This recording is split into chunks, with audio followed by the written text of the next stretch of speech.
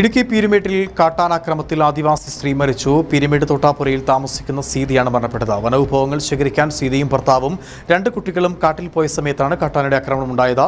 അക്രമത്തിൽ സീതയുടെ ഭർത്താവ് ബിനുവിന് പരിക്കേറ്റു. ഇന്ന് ഉച്ചയോടെയാണ് വനവിഭവങ്ങൾ ശേഖരിക്കുവാൻ സീതയും ഭർത്താവും 2 കുട്ടികളും കാട്ടിലേക്ക് പോയത്. പീരുമേട് തോട്ടാപ്പുരയ്ക്ക് സമീപത്താണ് ഇവർ താമസിക്കുന്നത്. ഇതിന് തൊട്ടുതാഴെയുള്ള വനമേഖലയിലേക്കാണ് ഇവർ പോയത്.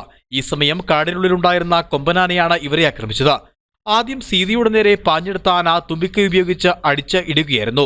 ഇത് കണ്ട ഭർത്താവ് ബിനു ഓടിയെത്തിയപ്പോഴേക്കും ഇദ്ദേഹത്തെ തുമ്പിക്കൈ ഉപയോഗിച്ച് താഴത്തേക്ക് അടിച്ചെറിഞ്ഞു. ശേഷം സീതയുടെ അടുത്തേക്ക് തിരിഞ്ഞ ആന ഇവരെ ചവിട്ടുകയായിരുന്നു. ഭർത്താവും മക്കളും ചേർന്ന് സീതയെ ചുമന്നുകൊണ്ട് കാടിന് പുറത്തെത്തിച്ച് പീരുമേട് താലൂക്ക് ആശുപത്രിയിൽ എത്തിച്ചുവെങ്കിലും ജീവൻ രക്ഷിക്കുവാനായില്ല.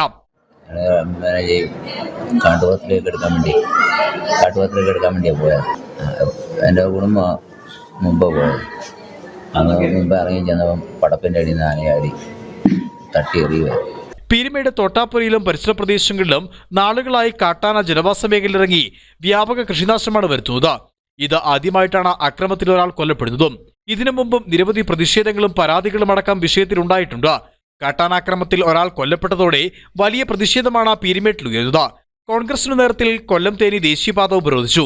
തുടർന്ന് പോലീസ് ഇവരെ അറസ്റ്റ് ചെയ്ത് കൊണ്ടുപോവുകയായിരുന്നു.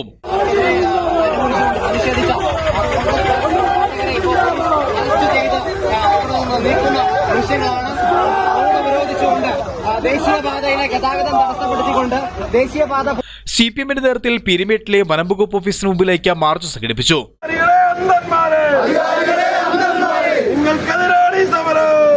പീരുമേട് കാട്ടാനാക്രമത്തിൽ ശാശ്വത പരിഹാരം കണ്ടില്ലെങ്കിൽ വരും ദിവസങ്ങളിൽ ശക്തമായ പ്രതിഷേധ പരിപാടികൾ സംഘടിപ്പിക്കുവാനാണ് ഇരു മുന്നണികളുടെയും തീരുമാനം.